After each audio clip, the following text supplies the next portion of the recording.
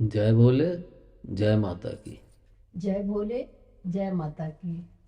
आज का दिन मेरे लिए बड़ा शुभ है।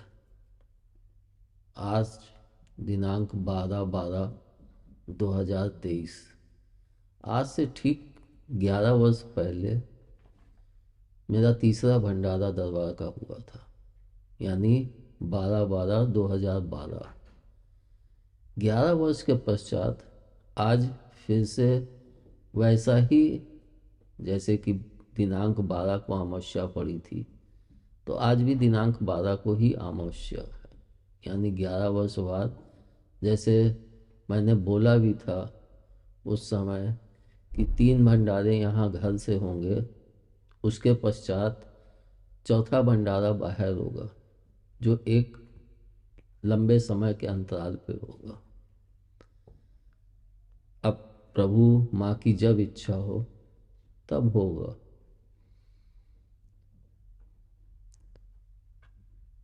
जैसा कि मैंने पिछले वीडियो में आप लोगों को माहवारी से संबंधित और भ्रूण की उत्पत्ति में हमारी कोख को कैसे मजबूत करें, इस विषय में चर्चा की थी।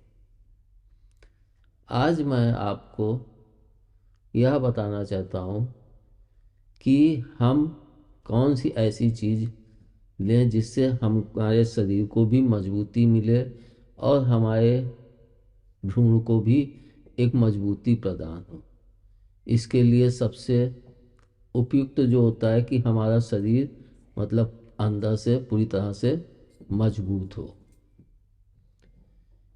लेकिन इसको आपको समझाने से पहले मैं कुछ समय पीछे जाके आपको बताऊं।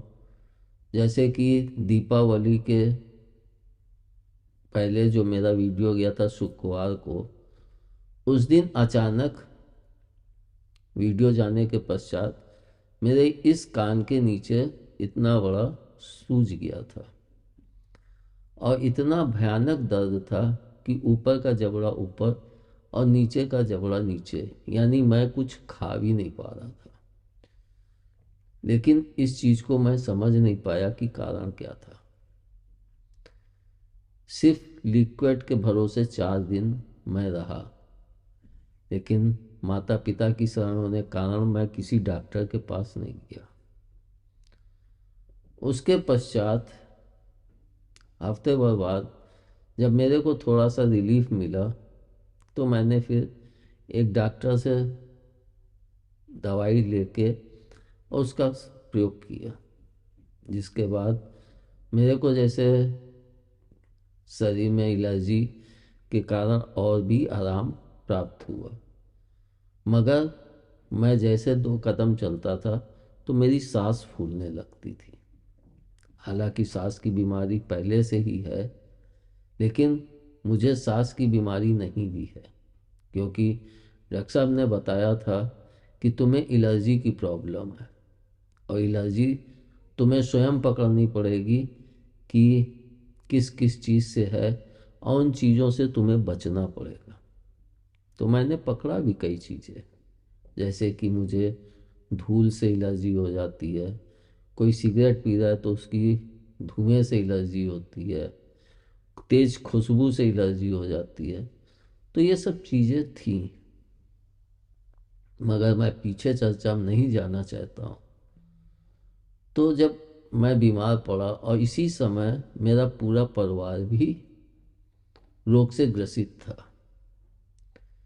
मतलब एक तरह से देखें तो अब की दीपावली में हम लोग दीपावली को सुखपूर्वक नहीं मना सके, कि हम लोग जैसे हर वर्ष उल्लासपूर्वक दीपक जलाते हैं और मनाते हैं, उस तरह से नहीं मना पाए, क्योंकि घर में पूरा परिवार ही बीमार पड़ा था।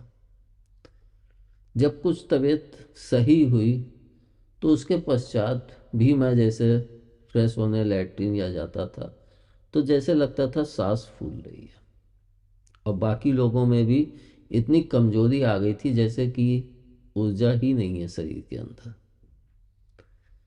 तो इससे मैं बहुत चिंतित भी था और परेशान भी था कि कैसे इसकी पूर्ति की जाए। तो मैं सोच रहा था कि च्यवनप्राश वगैरह लूँ तो उससे हम अपने अंदर की कमजोरी की पूर्ति कर सकें। मगर फिर दिमाग में आया कि नहीं, च्यवनप्राश भी क्या असली होता है? वह 400 450 रुपये किलो में कौन सी चीज़ ऐसी वो कर देंगे? वही चीज़ तो हो गई जैसे हम लोग कैप्सूल विटामिन का खाते हैं। तो च्यवनप्राश आयुर्वेद में हो गया।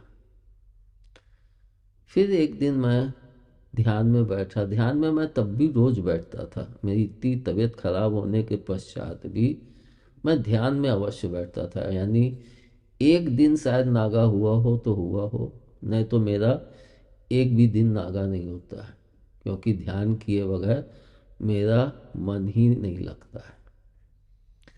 तो जब मैं ध्यान में बैठा तो मैंने कि मैं अपने परिवार और अपने लिए इस कमजोरी को कैसे दूर करूं। ऐसी क्या चीज़ हो सकती है जिससे हमारे परिवार में रोगों का एक नष्टीकरण हो, मतलब हम लोग रोग से मुक्त हों। जैसे कि मैंने बताया कि लिकोरिया की प्रॉब्लम भी इसी में आती है, कमजोरी के ही कारण लिकोरिया भी होता है। और पुरुषों में धातु रोग भी शारीरिक कमजोरी के ही कारण होता है। यानी स्त्रियों में लिकोरिया और पुरुषों में धातु रोग, दोनों ही कमजोरी से ही होते हैं। यानी हमारे कई मर्जों की दवा सिर्फ एक है कि हमारा शरीर पूरी तरह से बलवर्धक नहीं है। मतलब हमारे शरीर में अंदरूनी बल की कमी होती है, जिसके कारण हमें इन सब तमाम प्रकार की दिक्कतों का सामना करना पड़ता है। इसके पश्चात मेरी बेटी एक, उसको भी कमर में बहुत प्रॉब्लम थी, चल नहीं पा रही थी, और भी तमाम प्रकार की परेशानियां थी। जब मैंने ध्यान में देखा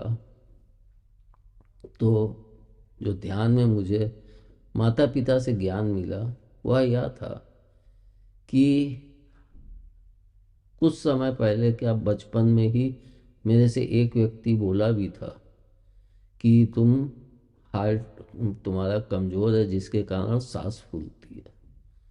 तो तुम रोज एक दो बादाम घिस के, मतलब रात में भिगो दो और सुबह उसको चकले में घिस के उसको दूध के साथ लो। मगर उसमें सबसे बड़ी दिक्कत क्या होती है? घिसने की। क्योंकि हम लोग जब बादाम को पकड़ के घिसते हैं तो हमारा नाखून भी उसमें घिस जाता है। इस कारण से मैं कुछ समय तक तो बादाम को लिया, लेकिन फिर छूट गया। तो जब मैं उस दिन ध्यान में बैठ के देखने लगा, तब माता पिता का यह आदेश हुआ कि प्रति व्यक्ति 2 बादाम और 1 काली मिर्च रात्रि में भिगो दो। उसके पश्चात सुबह उठ के उसको सिलबट्टे में एकदम महीन पीस लो।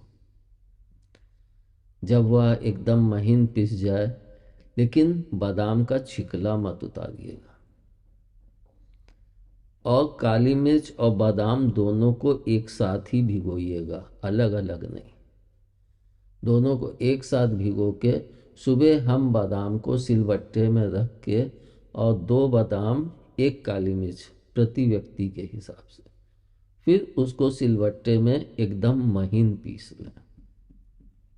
और जब वह एकदम महीन, हालांकि शुरू में दिक्कत होती है क्योंकि आदत नहीं होती पीसने की, तो इसलिए एकदम महीन नहीं हो पाता है, लेकिन फिर भी आप उससे परेशान मत होइएगा, धीरे धीरे आदत पड़ जाती है।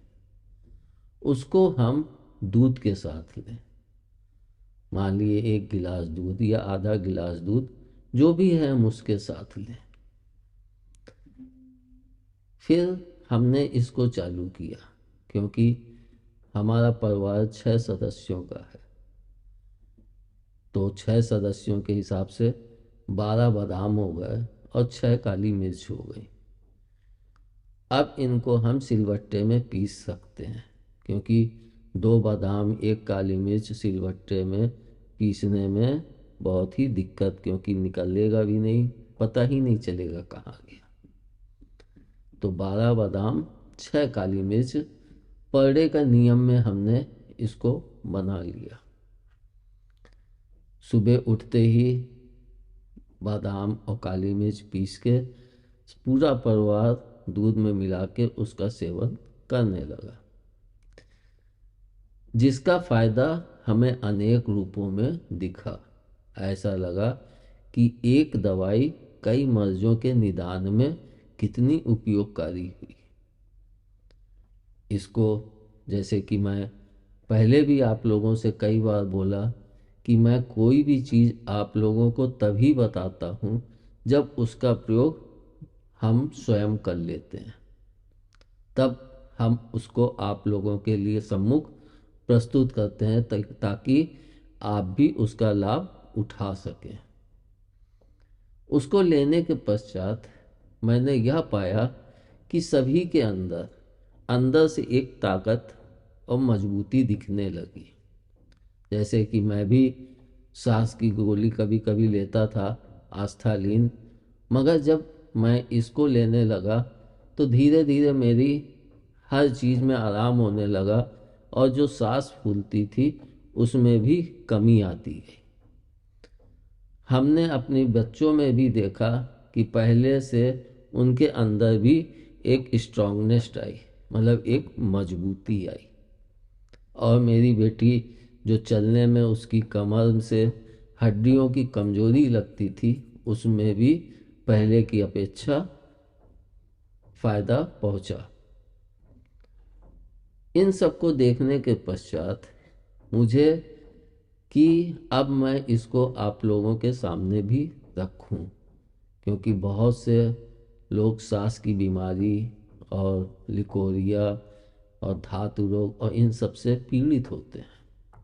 और जाड़े का समय भी है, इस समय हम बादाम और काली मिर्च का प्रयोग अच्छे से करके अपने रोग को दूर कर सकते हैं, क्योंकि गर्मी में बादाम भी गर्म होता है, काली मिर्च भी गर्म होती है।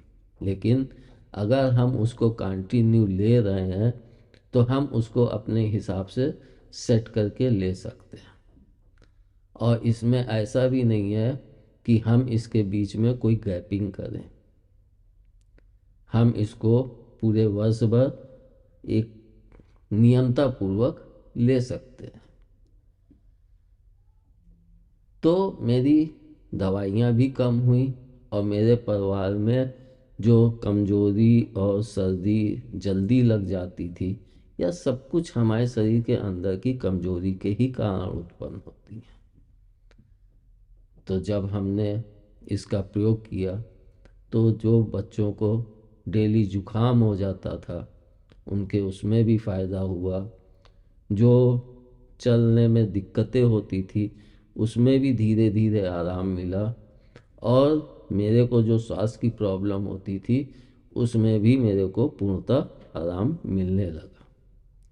इसलिए मैंने कि आपके सामने भी इस चीज़ को प्रस्तुत करूं, ताकि मेरे जो भी भाई बहन इन कमजोरियों से ग्रसित हैं वो इसका उपयोग करके अपने शरीर को एक पूर्णतः निरोगी बनाने की तरफ अपने कदम को बढ़ा सकते हैं।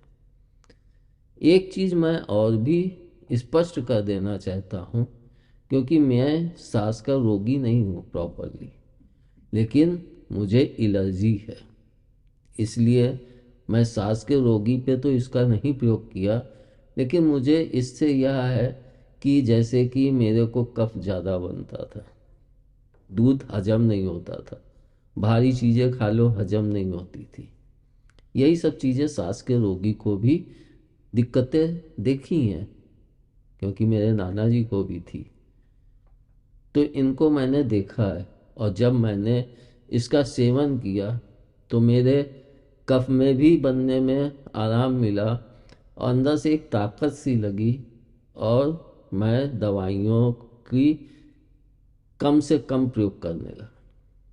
इतना कम जिसको मैंने कभी सोचा भी नहीं था कि प्रभु एक समय ऐसा लाएंगे कि मेरे को अपने इस रोग से मजबूती से लड़ने में सहयोग प्रभु इस प्रकार से देंगे। जबकि मेरे को होता भी था कि आगे चल के यह बीमारी सही हो जाएगी, इससे परेशान मत हो, मगर मैं इसको सोच या समझ नहीं पाता था। मगर जब इसका प्रयोग किया तो मुझे लगा कि नहीं, यह चीज़ें मेरे स्वास्थ्य के लिए बहुत ही फलदायी हैं। अगर मैं च्यवनप्राश लेता हूँ या वो लेता हूँ तो उसमें मेहनत तो नहीं है, लेकिन उतनी पौष्टिकता भी नहीं है। और अगर हम इसको बादाम को और एक काली मिर्च भिगो के सुबह पीस के लें एकदम महीन, वह इतना पौष्टिक और अंदर से इतना मजबूती देता है कि हम उसको प्रयोग करने के पश्चात ही उसके असर को जान पाएंगे। मैंने इसका मूल्य भी निकाला। 1 रुपए का एक बादाम गिरी पड़ती है। और काली मिर्च तो आप जानते ही हैं, अगर 100 ग्राम भी लिए तो कितने दिन चलेगी। यानी 2 बादाम 2 रुपए में, काली मिर्च एक ऐड कर लीजिए तो 2 रुपए लागत आई। उसके पश्चात मान लीजिए हम 10 रुपए का दूध पीते हैं या नहीं गिलास भर लेते हैं तो आधा गिलास ले लिया, तो 10 से 15 रुपए में हमें एक दवाई विटामिन की मिल रही है। जबकि हम लोग एक ताकत का अच्छा कैप्सूल भी लेते हैं 13 रुपए 14 रुपए, जैसा जो कैप्सूल होता है वैसे उसके रेट होते हैं। जैसे कि बिकोसूल तो 1 ही 2 रुपए में आ जाता है। तो इस तरह से हमें जितना अच्छा कैप्सूल लेंगे ताकत के लिए उतना ही ज़्यादा रेट लगता है। लेकिन हम इससे उससे भी ज़्यादा ताकत भी प्राप्त करेंगे और मेहनत भी हमारे शरीर से होगी और एक फुर्ती भी आएगी। इससे हमारे शरीर में एक ठोसपना भी धीरे धीरे, हमारा शरीर जो थुलथुल होता है वो धीरे धीरे सेफ लेने लगता है। इसलिए मैं कि 10 रुपए अगर दूध मिलाएंगे तो 10 से 15 रुपए का कुल मात्र खर्च है। लेकिन एक इसका प्रयोग करने से हमारे शरीर को कितना लाभ होगा या तो हम प्रयोग करके ही जान पाएंगे। और आप इसको प्रयोग करके आपको जो अनुभव हो तो वह आप हमारे उसमें अपना विचार लिख के अवश्य प्रेषित कीजिएगा, ताकि दूसरे भाई बहनों को भी इस चीज़ से उनकी भी हिम्मत जगे और वो भी इसका प्रयोग करें। हालांकि मैं पहले औषधि के विषय में नहीं बताना चाहता था, क्योंकि यह औषध तो मुझे अभी पता चली। औषध भी क्या, बादाम काली मिर्च कोई सोच भी नहीं सकता, लेकिन कितना फलदायक कितना लाभदायक इसको मैं पहले समझ भी नहीं पाया। दूसरी औषध कद्दू थी। इसका वर्णन मैं आपको अगले पार्ट में बताऊंगा। धन्यवाद। जय बोले जय माता की। जय बोले जय माता।